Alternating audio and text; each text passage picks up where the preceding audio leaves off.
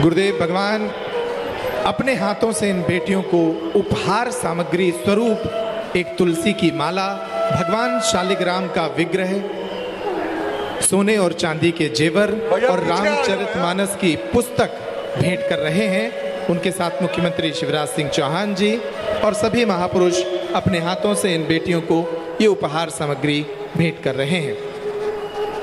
एक अनूठे और अभूतपूर्व विवाह समारोह में सम्मिलित होने का अवसर मिला है। एक ऐसा समारोह जिसमें भारत के चारों दिशाओं से धर्म जगत की विभिन्न विभूतियां इन बेटियों को आशीर्वाद देने पहुंची हैं। हमारे पूज्य गुरुदेव भगवान इन्हें आशीर्वाद दे रहे हैं। साथ ही मध्य प्रदेश के मुखिया माननीय शिवराज सिंह चौहान जी, भारतीय जनता पार्टी के प्रदेश अध्यक्ष बीडी शर्मा जी, मध्य प्रदेश शासन के वन मंत्री आदरणीय विजय शाह जी, लंदन से पधारे राजराजेश्वर महाराज जी, पूज्य आचार्य अनिरुद्धाचार्य जी, लंदन से राज परिवार के प्रतिनिधि के रूप में पधारे साइमन ओबन जी।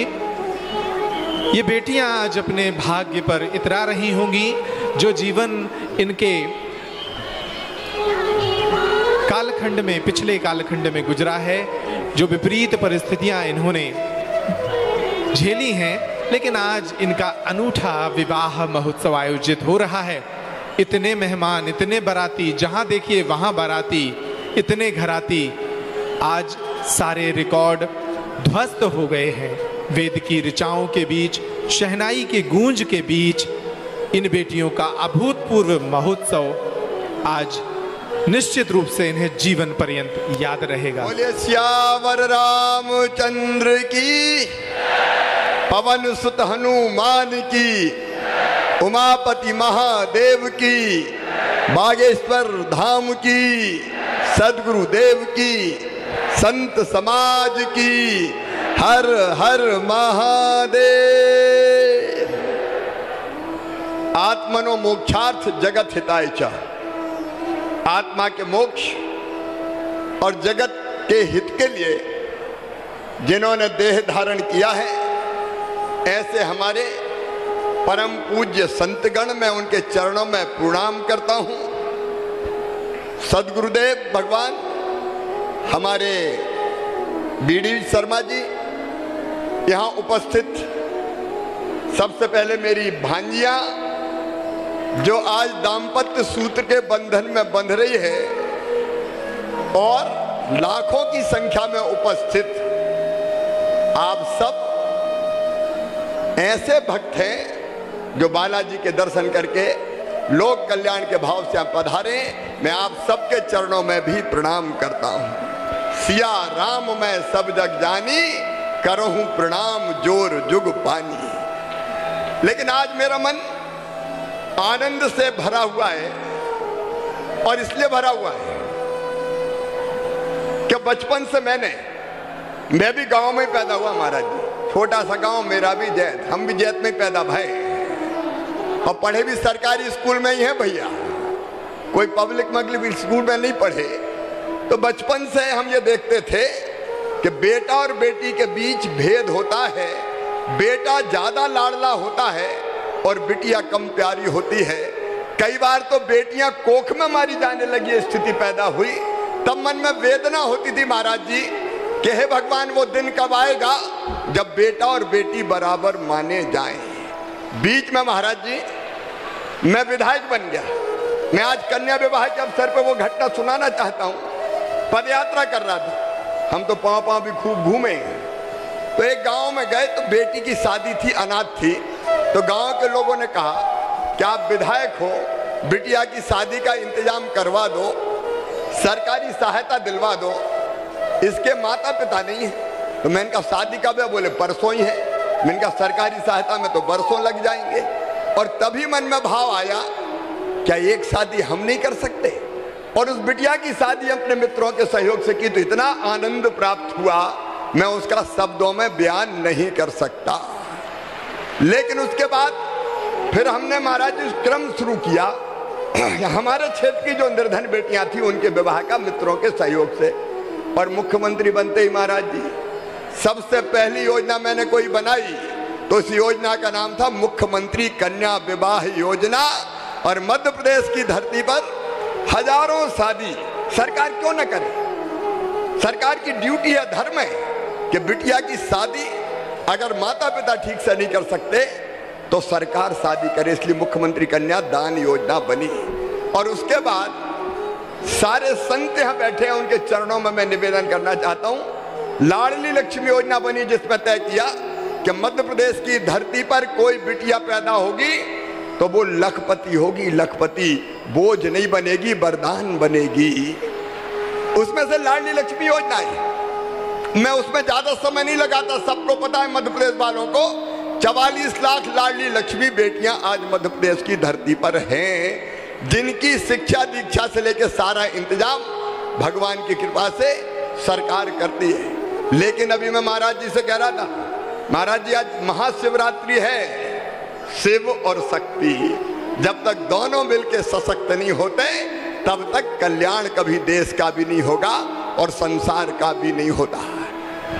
इसलिए एक भाव मेरे मन में आया कि हमारी बहनें सशक्त होनी चाहिए, क्योंकि बहनें सशक्त तो प्रदेश सशक्त, प्रदेश सशक्त तो देश सशक्त। और फिर हम भी तो भैया है, जब बेटियों के मामा भय तो बहनों के भैया भय के नहीं भय, तो बहनों के भैया है।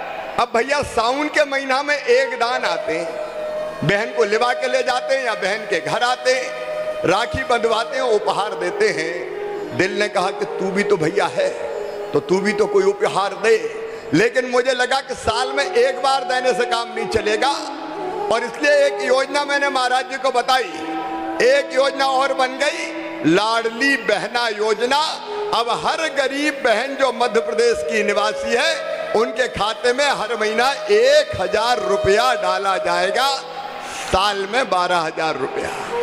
और उस रुपया का उपयोग बेटा बेटी को दूध पिलाने में करेगी, फल खिलाने में करेगी, सब्जी खिलाने में करेगी, परिवार को मजबूत बनाएगी। कभी पतिदेव को भी जरूरत पड़ गई तो आज तो वो मांगने वाली है, दे दो 100 रुपया 200 रुपया, और कई बार पति की डांट भी खा लेती, चल नहीं है, लेकिन वो पैसा बचा के रखेगी तो वक्त बेवक्त जरूरत पड़ेगी तो पतिदेव से भी कहेगी कि ले आओ, ये रखें ले जाओ, उनका काम भी चला देगी। और सास बहू का प्रेम भी बढ़ जाएगा। सासू जी कहेगी हर महीना 1000 रुपया आ रहे तो बहुए भी घी चुपी रोटी खुआओ। महाराज जी आज बेटियों को देख के मुझे ये प्रसंग याद आ गए। मैं आपको प्रणाम करता हूं, सब संतों को प्रणाम करता हूं। और देखो भैया, भगवान को प्राप्त करना जीवन का अंतिम लक्ष्य है, परमात्मा की प्राप्ति। और भगवान कैसे प्राप्त होंगे? ज्ञान मार्ग, भक्ति मार्ग और कर्म मार्ग, 3 मार्ग बताए गए हैं। ज्ञान मार्ग यहां बैठे, जो सही रास्ता हमको बताए वो है ज्ञान मार्ग, वो संत ज्ञान मार्गी है, वो भगवान को प्राप्त करते हैं। दूसरे हैं भक्ति मार्ग। एक बार भगवान श्री रामचंद्र जी का दरबार लगा था, मैया सीता, भैया लक्ष्मण, भरत, शत्रुघ्न, अंगद, नल, नील, जामवंत, हनुमान, द्विविद सब बैठे थे। अचानक सीता जी बोली कि वैसे तो मुझे सभी पुत्र बहुत प्यारे, लेकिन पुत्रों में भी पवन पुत्र की महिमा का तो मैं वर्णन नहीं कर सकती। और ये कह के सीता मैया ने कहा, आज अयोध्या की सबसे कीमती माला मैं बजरंग को भेंट करना चाहती हूँ। और ये कह के अपने गले से मोतियों की एक माला निकाली और हनुमान जी की गोद में डाल दी। कहा बेटा ये अयोध्या की सबसे कीमती माला है। हनुमान जी ने माला उठाई, उल्टी पलटी देखी और फिर माला तोड़ डाली। तोड़ के एक मोती निकाला, देखा, तोड़ा, फेंक दिया। दूसरा मोती निकाला, देखा, तोड़ा, फेंक दिया। तीसरा मोती निकाला, देखा, तोड़ा, फेंक दिया। दरबार आश्चर्यचकित, बजरंग को हो क्या गया? इतने प्रेम से मैया ने मोतियों की माला दी, ये तोड़ तोड़ के फेंक क्यों रहे? मैया बोली बेटा बजरंग बात क्या है, तू माला तोड़ के फेंक क्यों रहा है? तो बजरंग मुस्कुरा दिए, मैया तू भी झूठ बोलती है। तो सीता जी का मैं और झूठ। दरबार फिर आश्चर्यचकित रह गया कि बजरंग सीता जी से कह रहे हैं कि मैया तुम भी झूठ बोलते हो। सीता जी का बेटा मैंने क्या झूठ बोला? बोले भैया तू तो कहती थी ये माला अयोध्या की सबसे कीमती माला है। बोले बेटा अभी भी कह रही हूँ, ये माला अयोध्या की सबसे कीमती माला है। बजरंग मुस्कुराए और कहने लगे भैया अब भी झूठ बोल रही है। अरे मेरे लिए तो कीमती वो है जिसमें मेरे भगवान श्री राम रहते हो, जिसमें मेरी मैया सीता निवास करती हो।